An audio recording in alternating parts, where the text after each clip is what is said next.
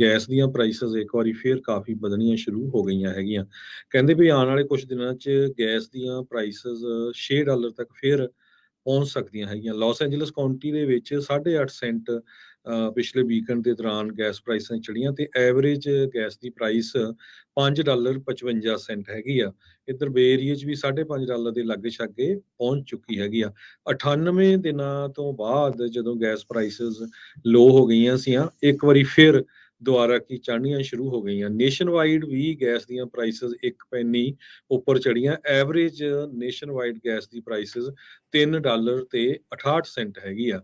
California ਦੇ ਵਿੱਚ ਜੂਨ 14 ਨੂੰ ਸਭ ਤੋਂ ਜ਼ਿਆਦਾ ਗੈਸ ਦੀ ਪ੍ਰਾਈਸ ਹੋਈ ਸੀ $6 ਤੇ 44 ਸੈਂਟ।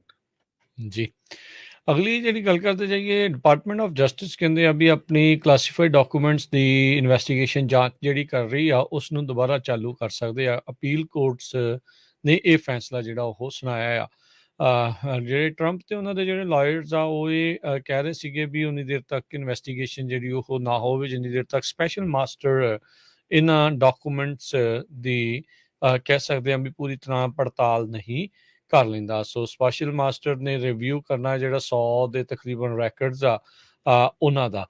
ਸੋ ਕਹਿੰਦੇ ਵੀ ਉਹਦੇ ਨਾਲ ਟਰੰਪ ਹੋਣਾ ਦੀ ਟੀਮ ਨੂੰ ਮੌਕਾ ਜਿਹੜਾ ਆ ਉਹ ਮਿਲ ਜਾਣਾ ਸੀ। ਹੁਣ ਤੱਕ ਟਰੰਪ ਹੋਣੀ ਇਹ ਜਤਾਉਣ ਦੇ ਵਿੱਚ ਜਾਂ ਇਹ ਦਿਖਾਉਣ ਦੇ ਵਿੱਚ ਨਾਕਾਮਯਾਬ ਰਹੇ ਨੇ ਵੀ ਉਹਨਾਂ ਨੇ ਕਿਹੜੇ ਵਕਤ ਇਹ ਜਿਹੜੇ ਡਾਕੂਮੈਂਟਸ ਆ ਜਿਸ ਨੂੰ ਇਹ ਦਾਅਵਾ ਕਰ ਰਿਹਾ ਵੀ ਮੈਂ ਡੀਕਲਾਸੀਫਾਈ ਕਰ ਦਿੱਤਾ ਆ ਵੀ ਉਹ ਡੀਕਲਾਸੀਫਾਈ ਐਕਚੁਅਲ 'ਚ ਕੀਤੇ ਸੀਗੇ। ਸੋ 11th US circuit court of appeal ਦੇ ਜਿਹੜੇ 3 ਜੱਜਿਸ ਆ ਉਹਨਾਂ ਦੇ ਪੈਨਲ ਨੇ ਜਿਹੜਾ ਉਹ ਇਹ ਕਿਹਾ ਆ ਵੀ ਕਹਿੰਦੇ ਵੀ ਇਹ ਹੁਣ ਇਸ ਟਾਈਮ ਸਾਹਮਣੇ ਹੀ ਆ ਵੀ ਲੋਕਾਂ ਦਾ ਕਾਫੀ ਜ਼ਿਆਦਾ ਸਟਰੋਂਗ ਇੰਟਰਸਟ ਹੈਗਾ ਆ ਕਲਾਸੀਫਾਈਡ ਰੈਕਰਡਸ ਆ ਉਸ ਨੂੰ ਜਿਹੜਾ ਉਹ ਲੈ ਕੇ ਤੇ ਨੈਸ਼ਨਲ ਸਿਕਿਉਰਿਟੀ ਦਾ ਮਸਲਾ ਹੋਣ ਕਰਕੇ ਇਸ ਦੀ ਜਿਹੜੀ ਜਾਂਚ ਆ ਉਸ ਨੂੰ ਅੱਗੇ ਵਧਾਇਆ ਜਾਵੇਗਾ।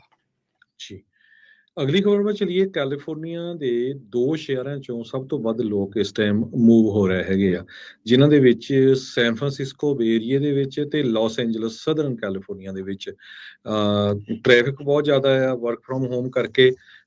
ਜਿੰਨੇ ਵੀ ਫਿਗਰਸ ਆ ਰਹੇ ਆ ਕਹਿੰਦੇ ਵੀ 2 ਸ਼ਹਿਰਾਂ ਚੋਂ ਸਭ ਤੋਂ ਜ਼ਿਆਦਾ ਮੂਵ ਹੋ ਰਹੇ ਆ ਤੇ ਬੇ ਏਰੀਏ ਦੇ ਵਿੱਚ ਸੈਨ ਫਰਾਂਸਿਸਕੋ ਤੋਂ ਸੈਕਰਾਮੈਂਟੋ ਨੂੰ ਮੂਵ ਹੋ ਰਿਹਾ ਆ ਤੇ ਲਾਸ ਐਂਜਲਸ ਦੇ ਵਿੱਚ ਜੋ ਲੋਕ ਆ ਲਾਸ ਐਂਜਲਸ ਤੋਂ ਸੈਨ ਡੀਗੋ ਨੂੰ ਮੂਵ ਹੋ ਰਹੇ ਹੈਗੇ ਆ।